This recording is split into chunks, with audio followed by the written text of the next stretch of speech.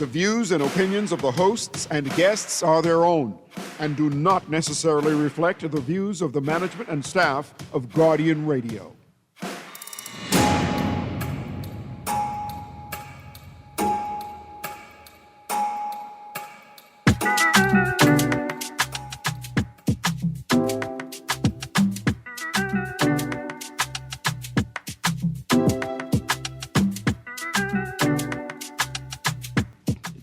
Good morning this morning and welcome back to Guardian Radio 96.9 FM, your station for fresh news, smart talk all day.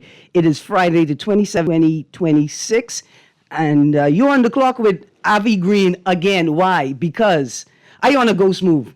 PSA, public service announcement. If you're trying to reach me in the next 2 hours, you probably won't be able to because I forgot my phone at home. I feel like naked. Right? Like, I feel out of sorts. I understand how people feel, with their phones. The reason why I got all the way to the Guardian without it, right, is because when I get in my car, I push my phone in my back pocket. Not in my side pocket where I could easily reach it while I'm driving. In my back pocket, right? So having the seatbelt on, it is almost impossible to retrieve said phone while driving. It's a habit, right, that I developed to ensure that I don't use my phone while driving, that I don't just hold it in my hand for comfort, like a comfort animal, a service animal, an emotional support animal. I don't hold it like that in my hand. It's a habit that I practice, right, until it became a ritual. And that's all you got to do, right? Like, you do something repeatedly until you develop a habit, and then you continue doing it until it becomes. Now, I said that to ensure that, because people communicate with me while I'm on the show via my cell phone. So if you're listening, I wanted you to know that's the reason why I'm not responding to any messages, but also because on my way to work this morning, of course, I encountered a number of drivers who, for some reason, weren't ready to start operating a motor vehicle, but decided to do it anyway, right?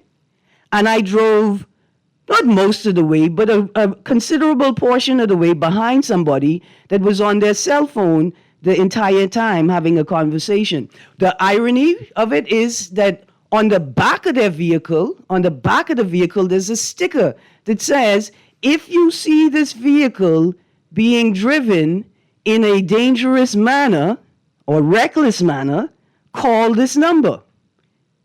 Well, of course, I didn't call the number, primarily because I was driving. Even if I had my cell phone on me, I would have pulled to the side of the road safely using my turn signal to make the call. It's just fascinating what people justify in their minds as okay. And I find it even more fascinating that in a Christian society, right, so many people who identify as Christian can justify such dangerous, reckless behavior that's detrimental to other people around them. So when I see people speeding through walking communities or driving recklessly through walking communities on their phone. The walking community is a euphemism for where poor people live, right? And I say, wow, such disregard to drive this way in an environment where the vehicle cannot afford person. And we had another interesting encounter on the road yesterday, or day before yesterday, of the vehicle running the red light. And because I was at the light, right, like the natural flow of traffic was that I entered the roadway after they ran the light. I was behind them, and they had a number on the vehicle. And when I got to a stop, I grabbed my pencil, and I have a little piece of paper. I wrote down the number, and when I got home, I called the number to indicate to the company that the person driving their vehicle was driving recklessly. When I called the number, it was not the same company whose label was on the truck. It was an entirely different company. So imagine we have people out here who have company vehicles, what they call the wrapped with the company's logo and messaging, right? And then they have a number on the vehicle, like you could call that number to get in touch with the company, and the number belongs to an entirely different company. Again, these are corporate vehicles. Now, today is supposed to be a Sports Friday, and we got some sports to talk about. There's some stuff in the paper we're going to talk about as well. Before we get there, let me remind you of the art show at Poinciana Paper Press, The Earth Breathes Every Season. The press is open. The press and the bookstore, Rabble Bookshop, are open today. And tomorrow will be full day. You can come in and peruse the press and look at the art show, The Earth Breathes Every Season. Poinciana Paper Press, number 12, Parkgate Road. I've got some happy birthdays and congratulations. First off, let's say congratulations to DJ Beats. DJ Beats is in the most recent cohort of customs officers that just graduated. I want to say, hey, we in the media world are so sad. We in the Guardian family are so sad that you're gone. But, sir, congratulations. What a move.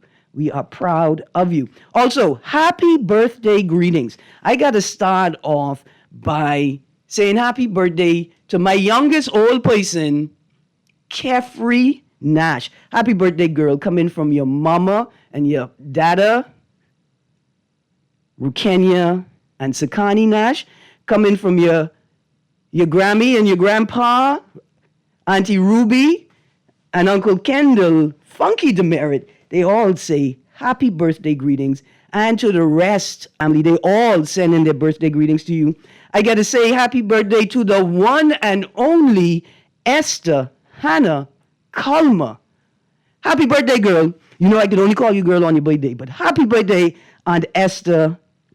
We hope you're going to have a great day today. I hope somebody can pick you up and take you joyriding all through Nassau. And then I have to say happy birthday to my nephew, Marcel Greene Sr., also known as Justin. Happy birthday, nephew. Happy birthday. You're doing such big things for you and your family, our extended family in the United States of America. Happy birthday. All right, so we've got an awesome live read. Cartwright Open House. Get ready, Bahamas. Cartwright Nassau is excited to host their second warehouse open house on January 28th from 10 a.m. to 3 p.m.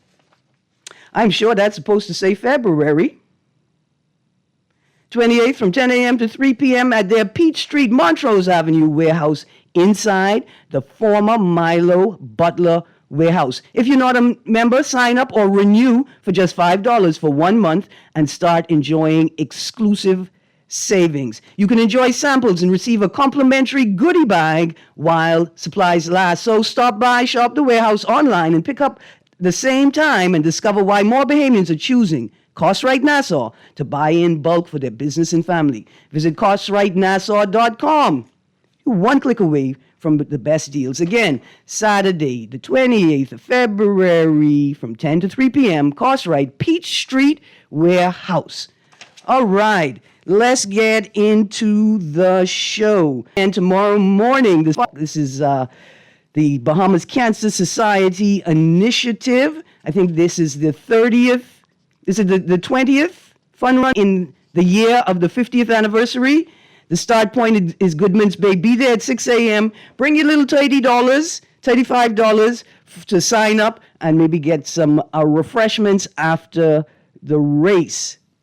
Okay, so I know it's a Sports Friday. There's a couple of things I want to talk about before we get into the Sports Friday. There is a story in today's paper, I think it may be the Tribune, about the most recent accidents.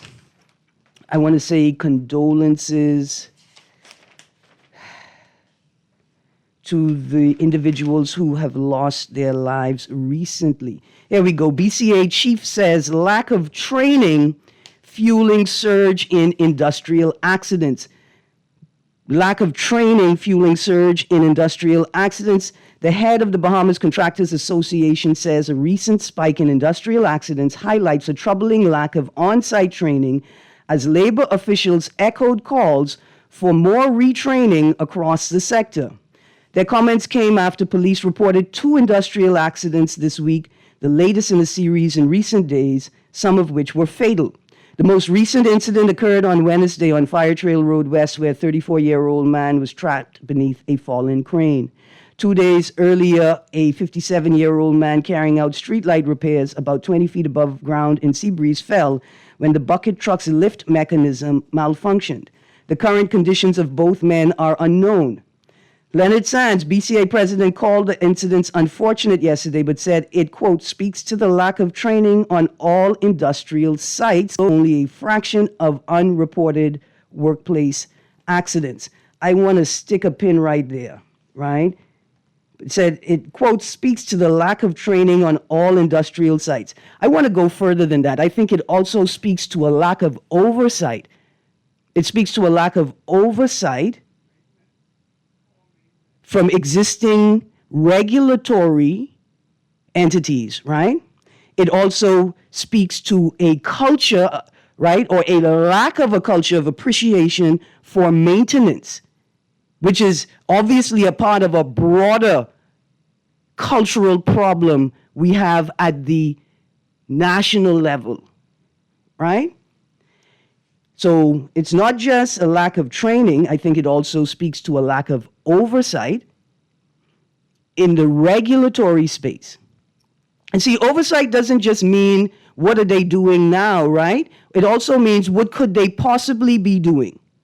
How has the industry advanced, enhanced, and are we ensuring that our regulatory framework evolves along with evolution or enhancements in the sector? Let's go back to the article. He told the Tribune that safety has largely been treated as an expectation rather than a legal requirement. Safety has largely been treated as an expectation rather than a legal requirement. See, if we go back to the conversation about the Contractors Board or lack thereof, the fact that the legislation, right, was enacted 9 years ago, and still no Contractors Board has been implemented, thus licensed since that point, right? And that is with no regard to the state of affairs before the enactment of the legislation. Quote, it is the hope that people will be safe, close quotes, he said. Quote, you could be sued for not being safe, but we don't have it as a requirement to train how to do things safely. So in the absence of training to be safe, you have unsafe practices that occur. That's the result. Now, I can be honest with you guys. I read that. I have to read it again. But we don't have it as a requirement to train how to do things safely. So in the absence of training to be safe, you have unsafe practices that occurred. That's the result. I am getting the impression that he's saying that there is no legal requirement for safety training specific to the relevant sector. Let's continue. He noted that while the Bahamas has an Occupational Health and Safety Act outlined of employers and employees, it doesn't go far enough in saying how workplaces must ensure safety, including requiring certified training, safety officers, and formal safety systems. You all remember, like when I started the show, I used to say this thing, I get very upset when I see men on road in Crocs and slippers. And even more upset when I see men on the job, like, you know, the people who deliver the propane to your home for your oven, wearing slippers and Crocs. When I see the boy them patching the road wearing tennis. But of course, they're not wearing the brand new tennis to come patch the road. They're wearing the old scraggy tennis to patch the road. Mr. Sand said the gap can be addressed through stronger enforcement of existing laws and increased resources to investigate and inspect work sites. That's where I want to stick the pin. Just for right now, we're going to get back into the article. So, over the last week, I have seen some disturbing videos. Some were traffic accidents. But those weren't the most disturbing of the videos that I saw. One of them was the video published by the Ministry of Agriculture on its social media platform, documenting the experience of a farmer that is telling us that his rooster is laying eggs and he suspects it's the feed that he is giving his animals. I don't know where the feed came from. I don't know if the government gave him the feed. I don't know. All I know is that the Ministry of Agriculture posted that on their social media platform with no disclaimer, no link to a reference or a website explaining how poultry produces eggs. Fine. Second video. In fact, we're going to talk about two videos I saw this week. Both from the Ministry of Works and Family Island Affairs. One of them can only be found on the TikTok account. Now, when I say only be found, here's what I mean. I couldn't find it on Facebook. It's not posted on their Facebook wall. And I suspect I know why. It is a video announcing major roadworks to take place in the western part of New Providence. Right? In the video, though, I'm not sure if it looks like a Perry Como promotional video for businesses along the roadworks will take place. The video starts with, listen, the production is great, you know. The production in and of itself was great. But it starts with somebody walking into an office and engaging with somebody sitting in a desk, and then the person says, yeah, you know, just bring receipts. Like, don't worry about the budget, just bring receipts. And let me tell y'all, if I had my phone right now, I would be buying iron stocks because irony is rising, right? This is a video intended to promote, to make the public aware of an upcoming roadworks project. And the people are in the restaurants with nails on and fancy dresses. So when we look at this article, BCA chief says lack of training fueling surge in industrial accidents. All I want to ask is, well, what is the Ministry of Works doing? And even if, right, let's just say for whatever reason, that the Ministry of Works, this is not within their purview at all. Let's just say that industrial accidents and safety practices and protocols and standards on work sites is not the Ministry of Works' purview. Surely the Ministry of Works would be demanding that it be brought under their purview, right? Surely the Ministry of Works would see its role in ensuring that workplaces, work sites are safe. It may not have all of the liability or responsibility, but surely it sees the role it has to play. Again, let me indicate that the production of the video was wonderful. Why, in a video about roadworks, are we ales and mocktails? I'm going to assume that they like mocktails. I'm going to just assume, but why? I can tell you, because nobody knows what they're supposed to be doing. This morning I saw a PSA from the Department of Environmental Planning and Protection. Y'all check that video out. Like, the video included images of people on the job doing what they do on the job. Don't tell me the people from ministry. I mean, I've seen them in the back of the trucks jumping off to go buy beer. We've seen it. But do you need to show it to us in this fashion? That's not the only video, right? The second video. Now, let me just say this. I am the person who got on this airwaves and demanded that our governmental agencies employ the talent of local influencers and content creators. It was me. I told you all to do that. So when I saw the VAT video with Bahamian Trey song and vocab, they reworked the lyrics to give you all the new VAT policy. That was excellent. That was an awesome video. That was great. Was it a consumer protection or VAT? I think they may both have videos, but it's the VAT video, right? That was excellent. So when I turn around now and see that the Ministry of Works has produced a music video, we fixing the roads, we fixing roads. Listen, the video, the production is excellent. The content provided by the performers is excellent. They're excellent. Why is the Ministry of Works producing a music video saying we fixing the roads when you could be fixing the roads? Like, you could spend all of that money and all of that time and all of that energy on fixing the roads, right? Or you could have, you know what you could have done? You could have made PSAs showing people what the public infrastructure, what the things they see in the road mean. Like, there are two types of pedestrian crossings in this country. One of them is what we call the zebra stripes, and the other one you can find at traffic intersections.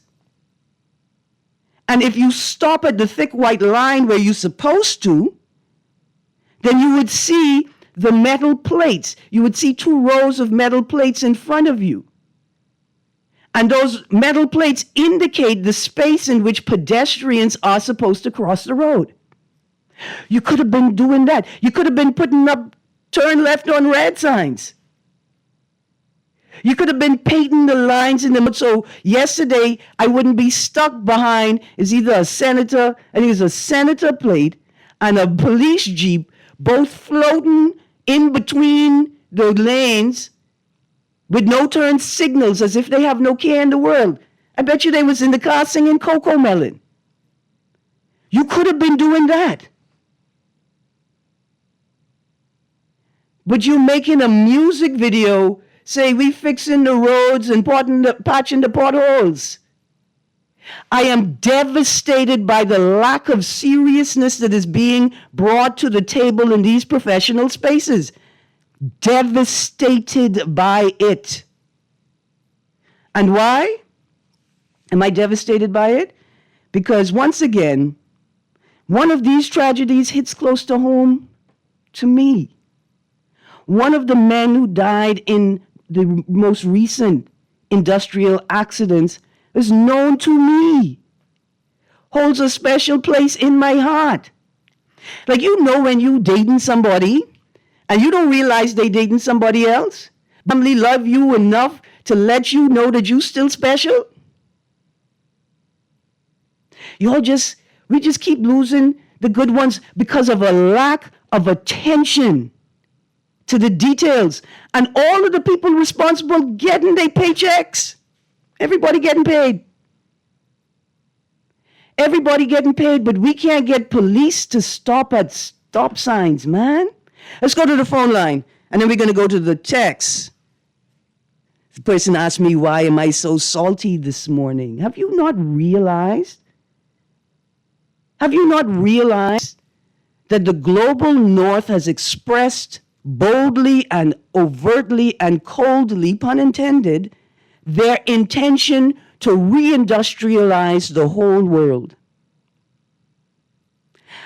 And Bahamians are on the gangsters. Like, cutting somebody off makes you a gangster. That's why I'm salty, because y'all are not serious about life, but you intend on enslaving anybody you can to make your life more comfortable. Good morning, caller. Yeah, good morning, Erin. Good morning. How you doing? I'm doing great, Erin. I'm listening to you, Erin, this morning. You know, thinking about what you're talking about when you're talking about safety, I remember when Atlanta Phase 1 came on stream, and then Phase 2. And I had an opportunity to work with it, but I had to purchase steel toe boots. I had the hard hat. You had to have the safety vest on, etc. Which I thought we were headed in the right direction, because that is basically what we need. I thought going with the days when you're going to see people doing construction and slippers and all the other stuff. And I want you to believe it. They had a gentleman over there by the name of Calvin Parkinson. And those rules were fully enforced. Fully. I saw guys get sent home because they didn't have any hard out or they didn't have any steel too. But it feels as if that over the years we went diverted back to where we were prior to this. And those stuff, safety rules, measures, were put in place. Yeah. And I believe it have a lot to do with the Ministry of Work. I mean, before you issue contracts, when you're inspecting these jobs, you're supposed to deal with it. But they relax the laws and the rules, actually, the policy. Yes. Some people could be able to complete the job, et cetera, and be back to where we are once again. It's just unfortunate. Yes, sir. It is very... I don't know what we're going to do to get back. I mean, but it's easy. It's easy, but we just want to prepare these workers for the first world. Yes, sir. I don't know why, because I see what you're saying, guys, pouring time, slippers. I couldn't believe it. I know I'm not going to do it, but that's where we are. You have a whole government, Erin, who don't have the infrastructure in place to generate good governance. You don't have no procurement. They're not paying attention to the Procurement Act. We don't have no Freedom of Information Act. We don't have no anti-corruption law. I mean, so how could you get good governance from this? You just can't. And that's the environment. Take the players out. The environment will not produce it because we refuse to acknowledge the mechanisms that we put in place. Right.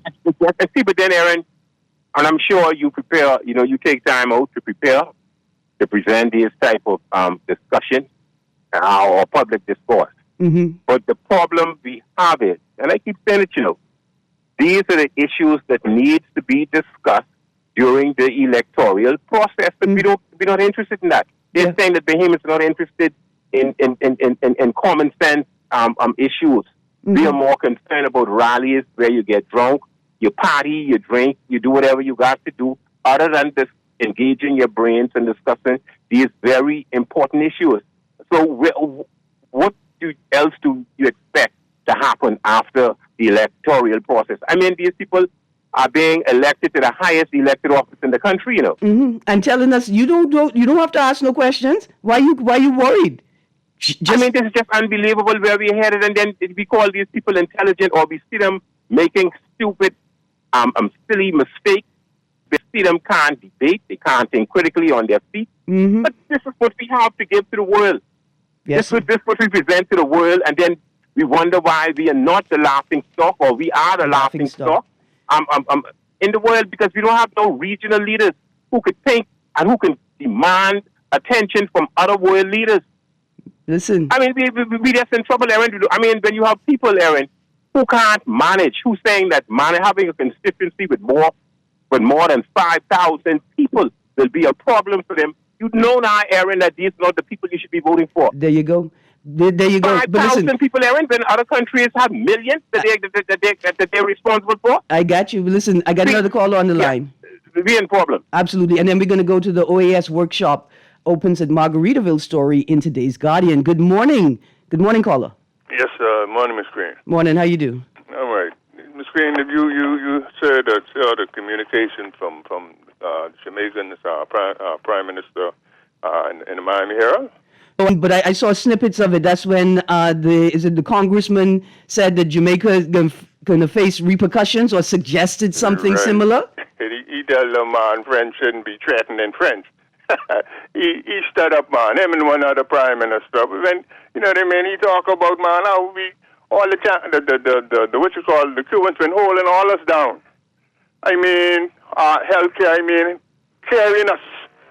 You know what I mean? What you think? He tell them what you think the Cubans thinking now, and then the crisis, and he talk about how the U.S. and then been poaching our doctors who we train, even the ones what we bring from Africa, and then they poaching them. Anywhere we bring them, they poach them. Where's my prime minister? What he saying? Nothing. You know what it made me think? It made me think in some U.S. textbooks right now today, there are chapters that say things like, Sally enjoyed life on the plantation. Sally enjoyed working with her family and friends every day. right? And then I remember that like virtually all the textbooks in the United States, virtually not all, but some, like more than some, plenty, virtually all, were written by one company who Ghislaine Maxwell's father have interest in. And I just think I double check and fact check everything that comes out of the United States for both of our sakes, right? Because I would hate to repeat something that was wrong just because I love the United States of America. Anyway, we're going to a break. When we get back from the break, we're going to go to this article, OAS workshop, and just to see if they say anything about labor and safety in the region. Stay tuned. You're on the clock with Erin Greene. We'll be right back.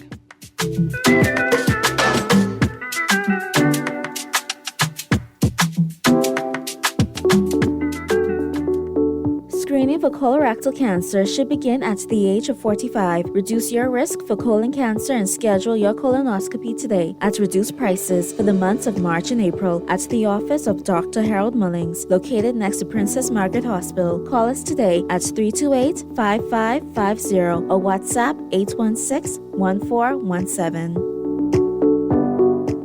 At CFAL, we understand that a secure future is the greatest gift you can give your employees. That's why our tailor-made group pension solutions are designed to fit the needs of both large and small companies. With CFAL, you can provide the retirement you and your employees deserve, ensuring peace of mind and financial stability for years to come. Join the many businesses that have already entrusted CFAL to create peace, and let us help you build a brighter future for your team. Visit us at cfal.com to get started on building wealth so you can live well.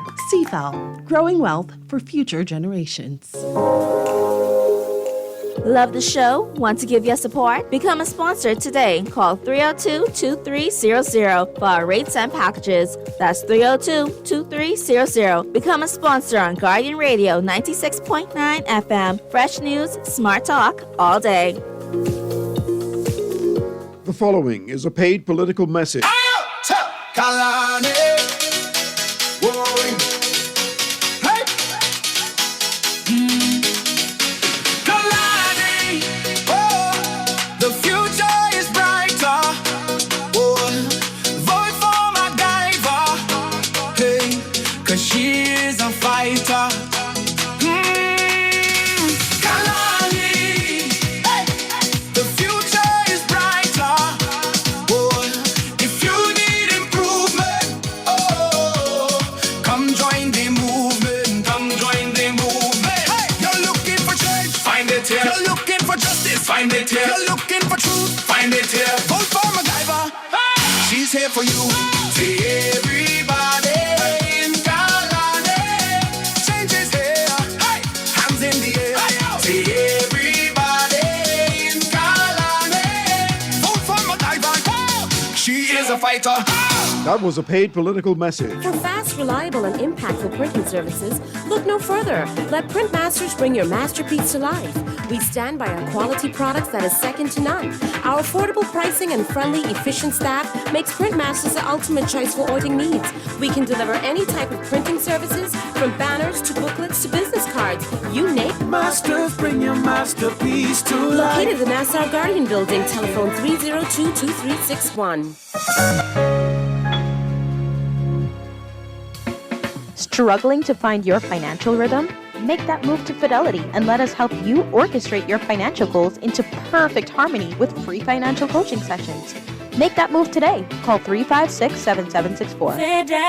Fidelity, we're good for you.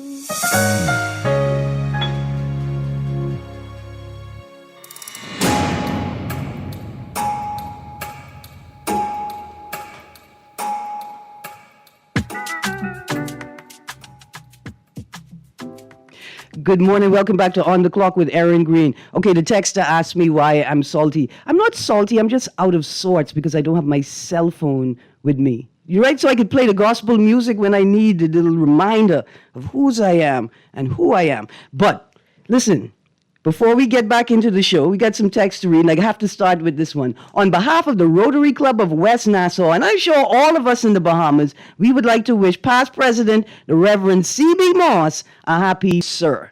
Happy birthday. I hope you're having a great birthday. Don't tell nobody where you is, because you know how much cake that is to share. You know how many pieces you got to give out? Because you, sir, are well loved in this country. Here's another text. Again, you know why I'm salty. Good morning, Erin. Another troublesome issue is the amount of men on the back of trucks on their way to construction sites. I guess this may be a road traffic issue. I remember when I was a youngin', years ago, especially traveling on the family island, right? Because you're traveling on the back of trucks. To be paid specific attention to that. It's against the law to sit on the side of a truck.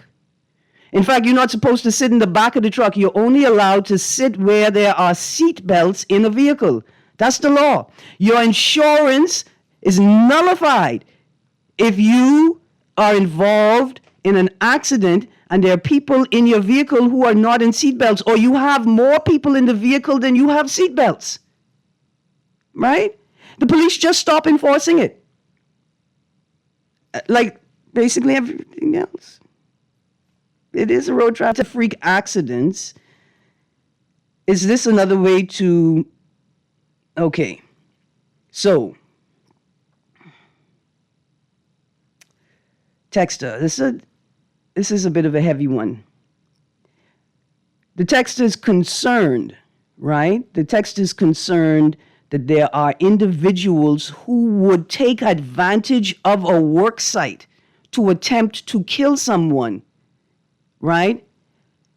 And they could hide the motive, right? Or hide the cause of death, not the motive, the cause of death, by making it look like an accident because it occurred on a work site. I asked the same thing about suicides, with all seriousness, right? In terms of in the investigation capacity, are we culturally, there's a specific word, but do our cultural sentiments prevent us from seeing certain things? Right? I see we got a caller on the line. Let's go to the caller, and then we're going to go to government very concerned by series of recent industrial accidents, Glover Rule says. Good morning. How you doing? I'm good, thank you. How you doing? Yeah, two things on my teeny weeny mind, right? Mm-hmm. That I saw on Facebook. One with the fishermen, but I want to comment on this first as far as OSHA, right? Mm-hmm. And so, I worked around boilers, etc., in engineering for almost 2 decades, right? Mm-hmm. And so, boilers are very dangerous. And one of the things that I saw happen was, you remember when the boiler blew a hole in the wall at the entrance of Crystal Palace access plant room. I don't know if you remember, it's a big hole in the wall at one time. I don't know if you remember that. Wait, no, I don't. But yeah. It was a big hole, and then there was an accident with a boiler. Yeah. At the Hilton on the eastern side of the building, as you come off the wheel to come down to go down to access the walk. There was a big hole there. So, but the one at Crystal Palace was a lack of training. I was always the odd one out because I was always a well-read person, especially when it comes to my line of work. And so, with being trained by Cleaver Brooks, what happened was the boilers have safety mechanisms. Also, one of the mechanisms would be, one of the procedures would be that so often you pull the lever on the relief valves at the top of the vessel, right? Mm-hmm. And then there's a mechanism with the multi switch in which when the water comes in, it actually goes on to cut the switch off, to cut the pump off, so you don't have excess water coming into the boiler. Mm-hmm. So what happens is if those multi switch become stuck, then you have water coming in. And then, hence, more portable, more deaerated water coming in at a lower temperature, which is basically the water coming into the boiler should be like about 175 degrees, no less than that. Mm-hmm. And so what happens is you have cold water coming into the boiler and it's overfilling. And these are the type of mechanisms that can cause explosions, etc., because you're going to have flashing, etc., thermal shock. And then also, for me, what really disturbed me, but it's lack of training, because I've been in plant rooms where even at Lannis and all, where guys will be walking around and they'll be seeing the temperature on the deaerator. Mm-hmm. And the water would be like 100 degrees and 80 degrees, and it means nothing to them. I've seen this with my own eyes. Mm-hmm. I said that is total ignorance. And so, but I just wanted to comment, and I need you to do a show on this, and any lawyer, because I'm afraid. And so, I'm showing empathy here. I saw a video with the Bahamian fishermen with the encounters with the Dominicans, right? Yeah. So one thing I'd say we have in common with Haitians is I don't like Dominicans because I didn't like what I saw. So I wish I was out there. The thing is, for me, if no police is out there, who's supposed to protect the fishermen? Why are our laws so outdated? Why can't the fishermen have license to carry an M14 or some type of gun that can protect them? See, we cannot be cowards for the rest of our life. You're out to sea. No one is there for you. When you see the beat down by they say it was the Dominican beating the Bahamian fishermen, but I like to know, for me, what is that under international law? Is that piracy, or what is that? They're supposed to just accept that nobody's supposed to pursue these criminals out there in our territorial waters doing that type of religion.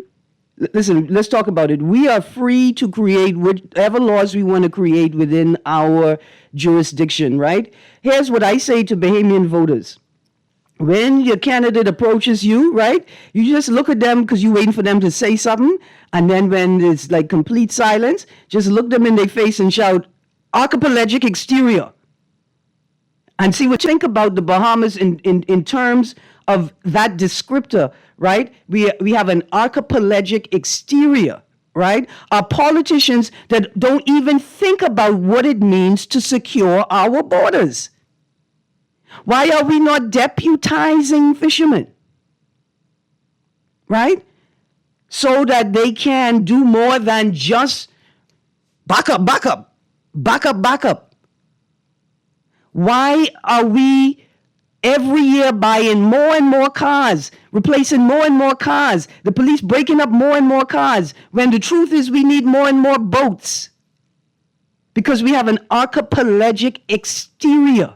Let's go to the phone line. Good morning, caller. Yes, how you doing? Good morning, Ms. Greene, Alan Johnson. I got 2 points. The first point is this, right? Mm-hmm.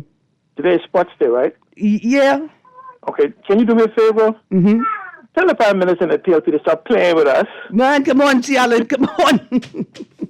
Come on, Alan. You can't see the text already. Tell me I am salty. Yes, I'm not salty. They used to call me salty in high school, though, so you may be onto something. However, I knew one of the men who was killed recently in the spate of industrial accidents. Also, my partner, her uncle, who was an OSHA advocate, he was killed when a commercial vehicle hopped the sidewalk, right? And I'm going to say this with all seriousness and with all respect to those involved, with all respect to the feelings of Bahamians who were involved in this tragic situation, okay? At that tragic Labor Day, when a member of the union was killed by a truck that was left unattended while still running, a truck that was being operated by a family member of another union member, whether it was the same union or not. Everybody was involved in the same activity. The authorities did not treat that matter with the seriousness required. They did not. And I am suggesting that that is a pattern. The lack of attention, the lack of oversight, the lack of awareness in many instances leads to the loss of life. Let's get to this article quickly. Government very concerned by series of recent industrial accidents. Minister of Labor and the Public Service Clea Glover Roll expressed deep concern and stated that labor officials are working diligently to ensure sites are inspected correctly. Now, here is for me the link between the OAS and this story here. The OAS is in town, right? Now, the OAS is not the ILO, the International Labor Organization, but they're here to talk about labor. The ILO tells you that the workplace, like work life in the workplace, extends beyond the place where you do the actual work. Unless, of course, you're a truck driver, right? And then the truck and the routes that you take, that's the workplace. I cannot take this government or any of the prior governments seriously when they say they're very concerned. Because you could not be very concerned. Do you see what commercial and corporate and heavy vehicles are doing? Or they have okay, let me rephrase this. There are good companies out there. I know one of them personally. I could go to the owner anytime and ask them about their safety protocols. So it's not every company and it's not every driver. But there are far too many companies and drivers, to the point where truck drivers will tell you the rule of the road is the biggest vehicle wins. Last night I observed two heavy tankers, with the big black gas tank on it, big huge tank, flying down Bay Street yesterday, East Bay Street, headed towards the bridge. Flying. I could only hope that the vehicles did not have cargo, that it didn't have fuel in it. I want to say that when you ask me, why am I salty? Why do we tending like people are doing their jobs?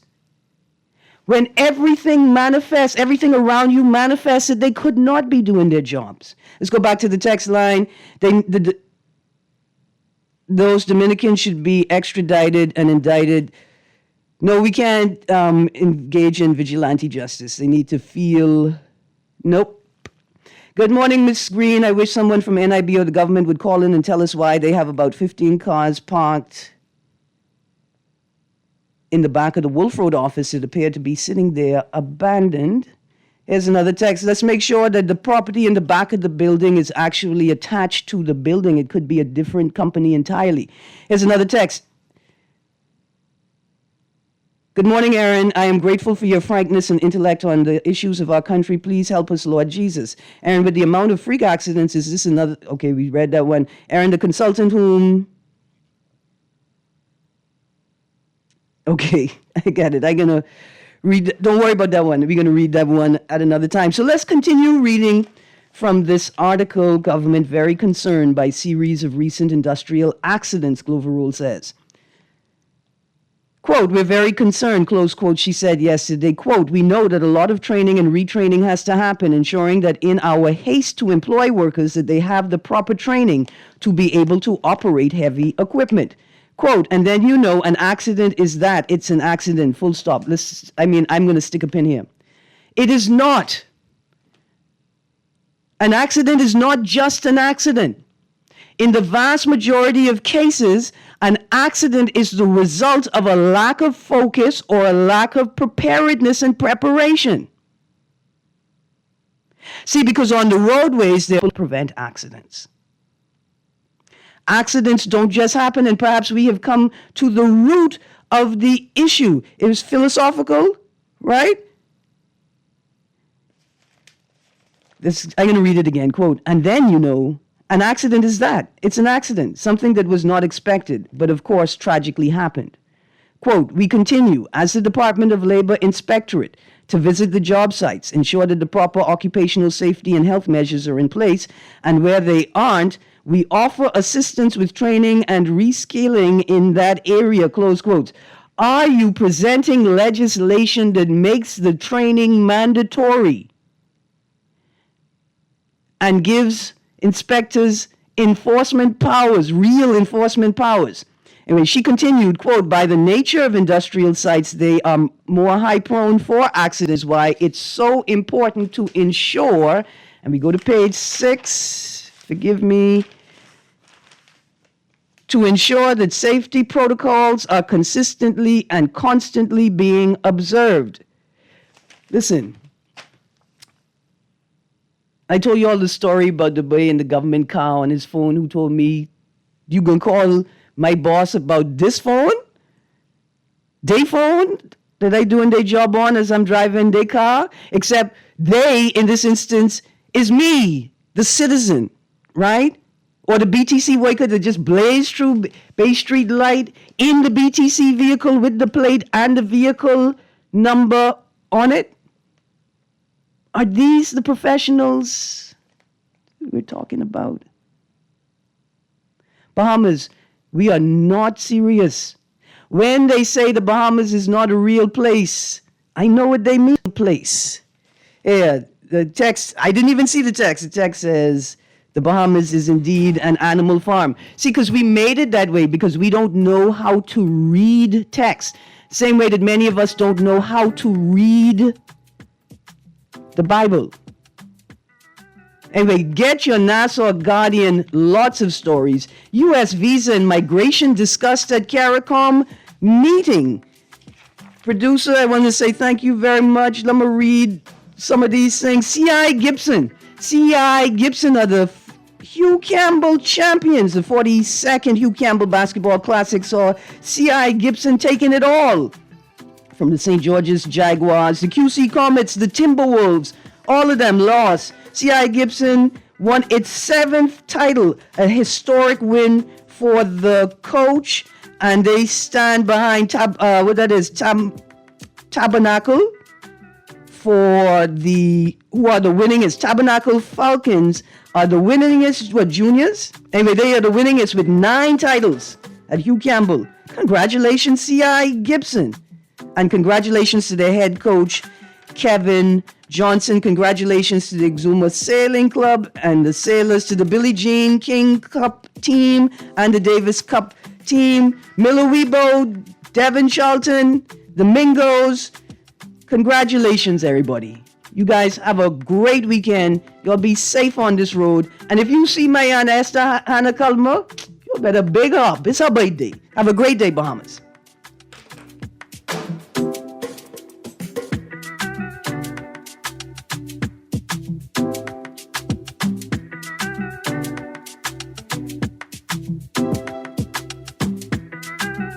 This is FM, streaming on GuardianTalkRadio.com and the Guardian Radio